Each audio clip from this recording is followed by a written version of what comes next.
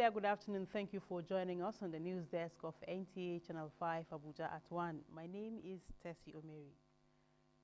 FCT Minister of State Ramotu Tijani Aliu joins over 350 orphans and vulnerable children to celebrate the 2022 Democracy Day as part of activities lined up by the FCT administration. Ifeanyi Ezumba reports that 47 registered orphanages across the 6 area councils attended the ceremony held at the Guako Orphanage in Gwagwalada, where the issue of their welfare and sense of belonging were given priority. While reassuring the children that despite the demands of office, the administration, through the Social Development Secretariat, has reached out to vulnerable children in the territory, while encouraging the children to pray fervently for Nigeria in view of the forthcoming general elections next year. While I urge you all to continue to be law-abiding, resilient and committed to living in your homes, within the entrenched rules and regulations, I want to especially encourage you to always worship God, pray for yourselves and our leaders. Most importantly, pray for peace of the country. Permanent Secretary FCTA Olushade Adeshola, represented by the Director of Human Resources Mohammed Bashir, said the singular act of hanging out with orphans re-established the already known motherly, passionate and ever-caring attribute of the Minister of State. I want to join everybody to celebrate and pray that Allah subhanahu wa ta'ala bless her and give her a good health as she continues to grow politically for the benefit of everybody. Secretary FCTA Social Development Secretariat Hadiza Kabir noted that children, no matter the circumstances of their birth, are heritage from God Almighty, adding that they are a source of joy to parents and the hope for future generations. As you are here to join our mother in identifying and rejoice with these little ones, let us make it a point of duty to always create time to visit such homes as these to put smile and revive hope in them. High point was the cutting of the 52nd anniversary birthday cake of the FCT Minister of State, Ramotu Tijani Aliu, and dance competition among the vulnerable children.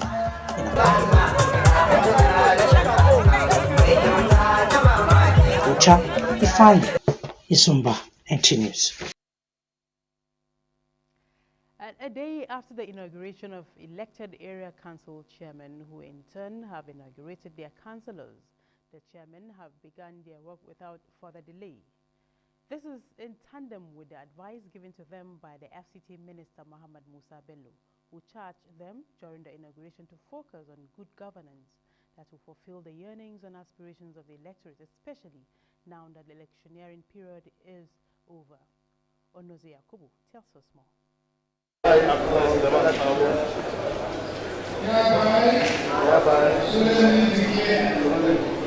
Those dotted lines being read after Justice Suleiman Belgori is the oath of office by the newly elected area council chairman and their vice.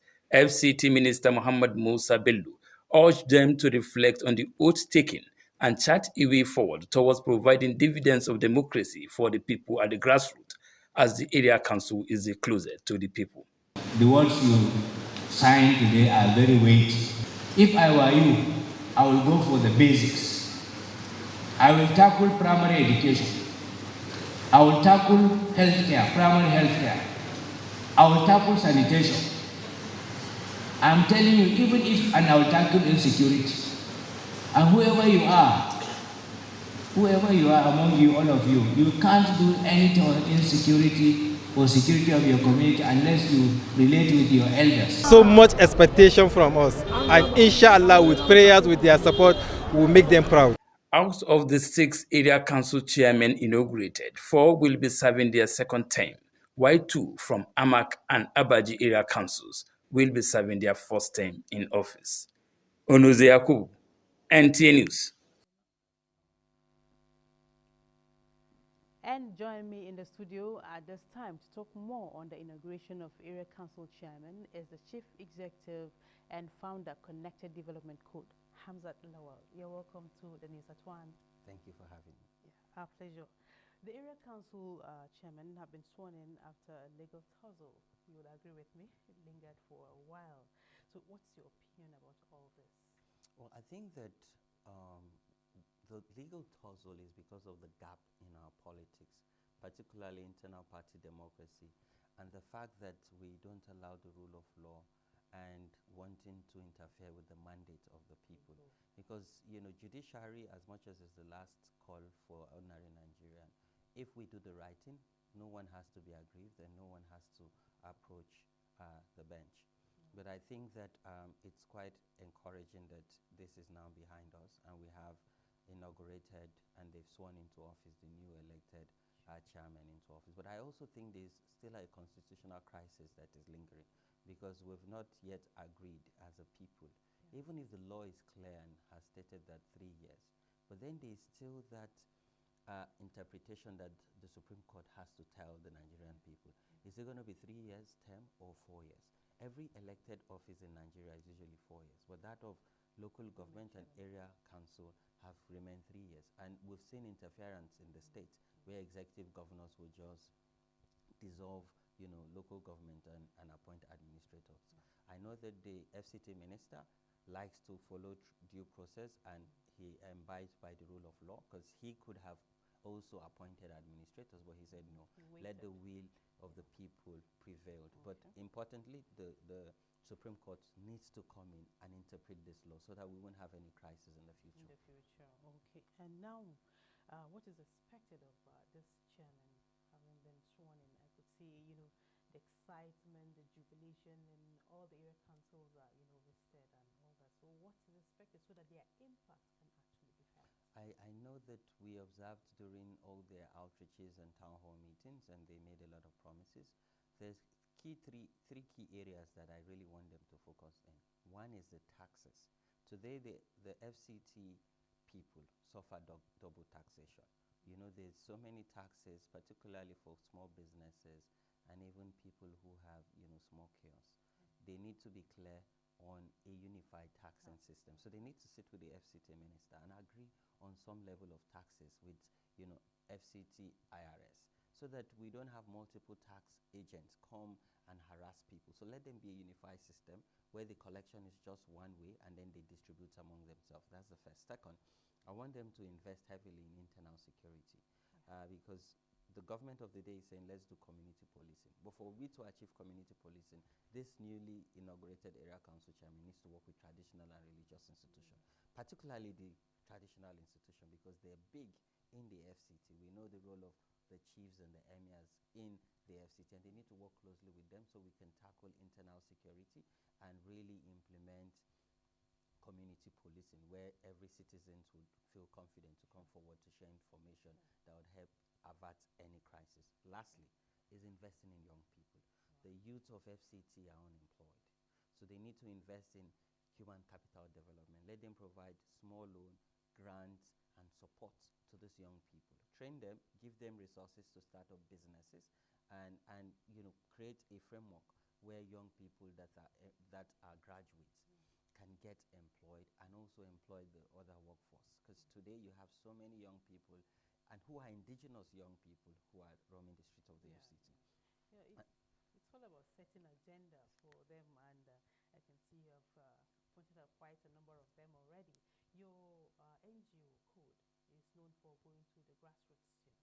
So with maybe your observations over time, what would you say the people are in dire need for? Water. The FCT is suffering from water. And when I say the FCT, I mean the satellite areas. You know, when you go into those communities around Buhari, Kuje, Gwagwalada, even around Amake, you have some villages. They don't have potable drinking water. They still drink from the stream. And that's why sometimes you see we have outbreak of cholera. So they need to invest to provide quality potable drinking water. And there are technologies they can use, you know, solar power technologies that is green. You know, so in this area council, they need to also build more primary school because the population is exploding in the FCT. So we need our children to be in a safer environment so the girls can go to school, and even when they're on their period, you know, there's perimeter fencing, there's water, and there are quality teachers. Yes, they need to invest in quality teaching because these are the people that will transfer knowledge to the future of Nigeria and the future of the FCT. You talked about some the agendas, and you mentioned IGR, how to generate revenue. So what's your advice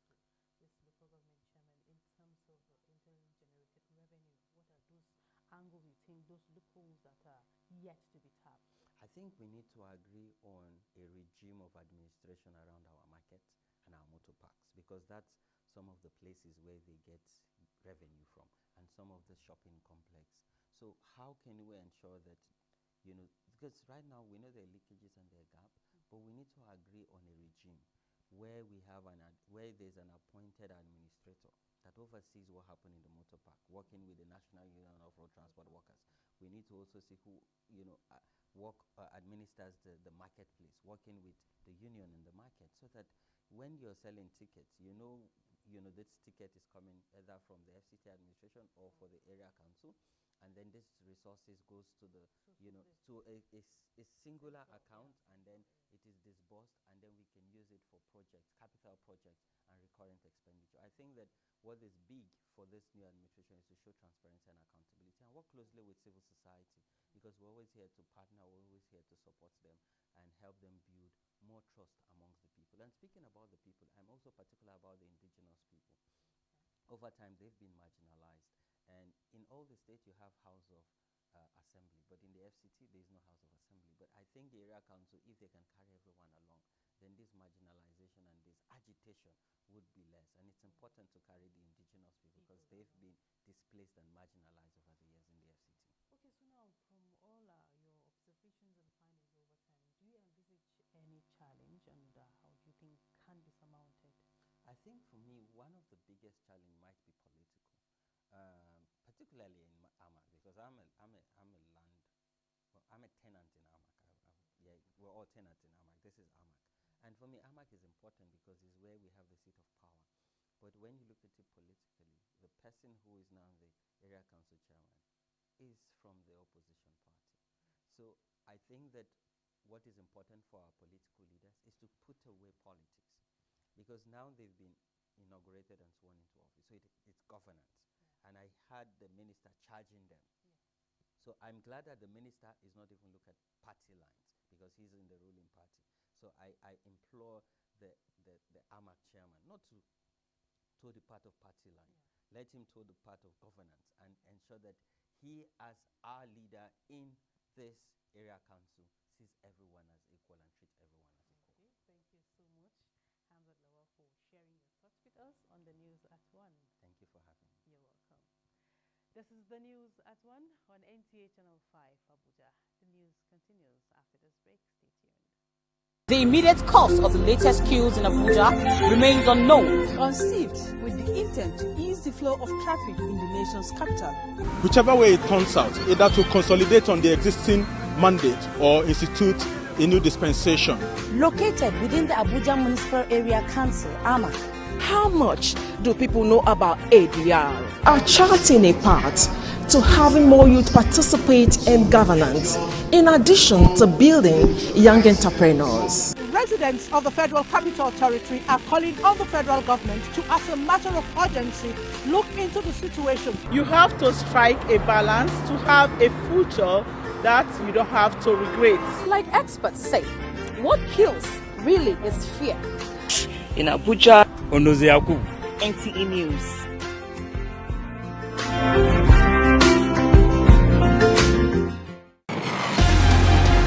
NTA Channel 5 Abuja, the Unity Station, is introducing The Globe this week, a foreign news segment as part of its news bulletin every Thursday. The Globe this week offers a unique perspective on the most pressing issues that make headlines globally. Watch NTA Channel 5 Abuja News every Thursday at 1 p.m. and remain connected globally. Many thanks for staying tuned. Welcome back. And now to security. The Federal Capital Territory has been in the eye of the storm in the last couple of weeks with the recurrent security challenges. How has the police and sister security agencies responded to these developments, and what are the people's reactions? As A.B. Williams tells us more. Kidnapping and banditry are very much rife in area councils on the Abuja south axis of the nation's capital. This is evident with the fear and apprehension which greeted residents of Zone A, Ungwan Grade A extension of Kuje recently, as armed bandits and kidnappers stormed the community to abduct an 18-year-old, having father injured in the process. They wage the war first to enter through the the compound. After that, they now come to the door and destroy the door to come in. Commercial motorcycle operation has been banned by FCTA, but the evidence speaks otherwise. Other road users and commuters on a daily basis are at the mercy of these men with lives threatened by them effortlessly. Just yesterday, chaos broke out at Area 1 roundabout the process as commuters had to trek long distance for the fear of the unknown. I was coming from Abuja. I saw a group of people. They told us that you turn back. You're going back to Abuja, that there's a problem in Area 1 here. So when I come down from the cab, I looked down, I saw a group of people fighting, and everybody was... So all of these people say they expect prompt response with special operations across the territory to combat security challenges. Is that more attention should be focused on intelligence gathering. That are supposed to embark